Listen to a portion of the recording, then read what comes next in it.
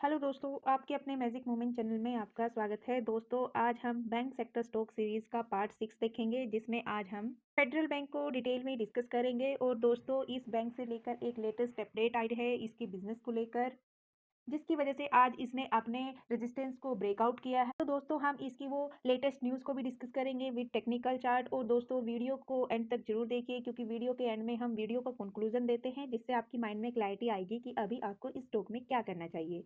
चलो दोस्तों, करते हैं वीडियो की शुरुआत फेडरल बैंक के साथ।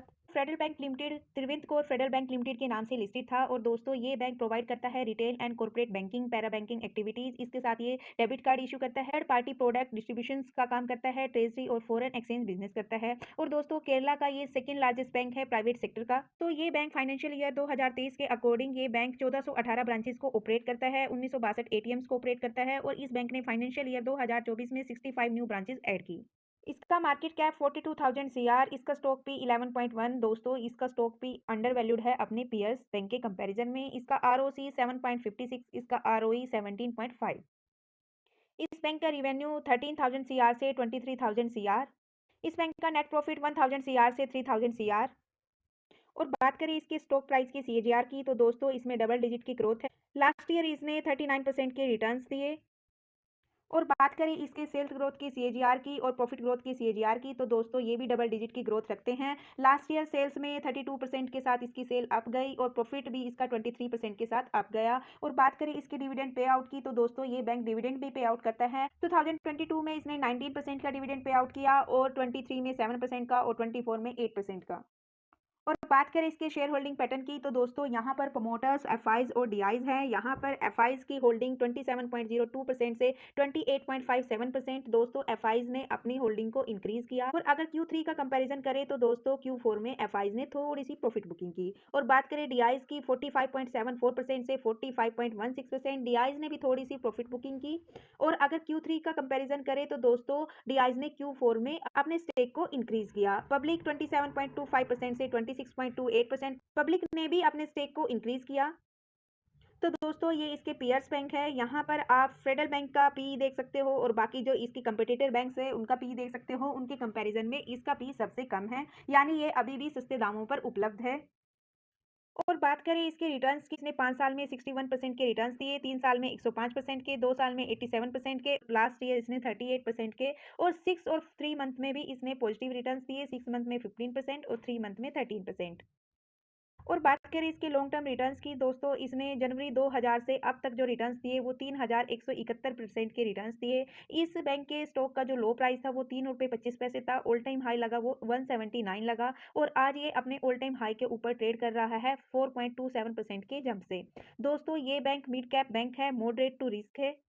और बात करते हैं अब इसकी लेटेस्ट न्यूज़ की, जिसके कारण इसके स्टॉक में आज 4 to 5% का जंप आया। इस बैंक ने अपने फाइनेंशियल ईयर 2025 के Q1 के बिजनेस की अपडेट दी। तो इसका एडवांस राइज है वो 20.1% के साथ अप गया, और डिपॉजिट इसका 19.6% के साथ अप गया। दोस्तों, इसके कासा का अमाउंट 9.9% इंक्रीज हुआ, जो पिछले वित्त वर्ष इसी क्वार्टर में 70,854 सीआर था, और अभी 70,901 सीआर। और दोस्तों, तो क्यू ऑन क्यू बेसिस पर भी ये 5% अप है। तो ये इसका लॉन्ग टर्म का चार्ट है। यहाँ पर हम इसके चार्ट पैटर्न को देखेंगे, और दोस्तों यहाँ पर हम इसके वॉल्यूम्स भी देखेंगे। तो जो डार्क ब्लू कलर की लाइन है वो प्राइस की लाइन है, जो स्काई ब्लू कलर की लाइन है वो वॉल्यूम्स की लाइन है। तो दोस्तों, यहाँ पर हम 2015 से डिस्कस करेंगे, तब स्टॉक का प्राइस 60 रुपीज़ था, और ये 80 रुपीज़ तक जाता है। यहाँ पर प्रॉफिट बुकिंग आती है, और 40 रुपीज़ पर आकर ये अपना स्पॉट बनाता है। यहाँ से वी शेप रिकवरी लेता है और 120 तक जाता है, और यहाँ से फिर प्रॉफिट बुकिंग आती है। लेकिन अपना जो स्पॉट बनाता है, जहाँ से इसने ब्रेकआउट किया था, उसी रजिस्टर पर ये अपना स्पॉट बनाता है। यहाँ से फिर वी शेप रिकवरी होती है, लेकिन 100 के प्राइस से ही इसमें प्रॉफिट बुकिंग आ जाती है, और फिर आ जाता है कोरोना काल, जिससे इसके शेयर में गिरावट आती है, और दोबारा फिर से अपने 40 रुपीज़ के स्पॉट को रिस्पेक्ट देता है। लेकिन दोस्तों, कोरोना काल के बाद ये वी शेप रिकवरी लेता है, और अपने पिछले रेजिस्टेंस को 120 के उसको भी ब्रेक करता है, और अभी अपने ऑल टाइम हाई के ऊपर ट्रेड कर रहा है। 2020 के बाद ये लगातार अप ट्रेंड में है। और बाकी हम इसके सपोर्ट, रेजिस्टेंस और नेक्स्ट टारगेट को टेक्निकल चार्ट में डिस्कस करेंगे। ये इसका टेक्निकल चार्ट है, यहाँ पर हम सपोर्ट, रेजिस्टेंस और नेक्स्ट टारगेट की बात करेंगे।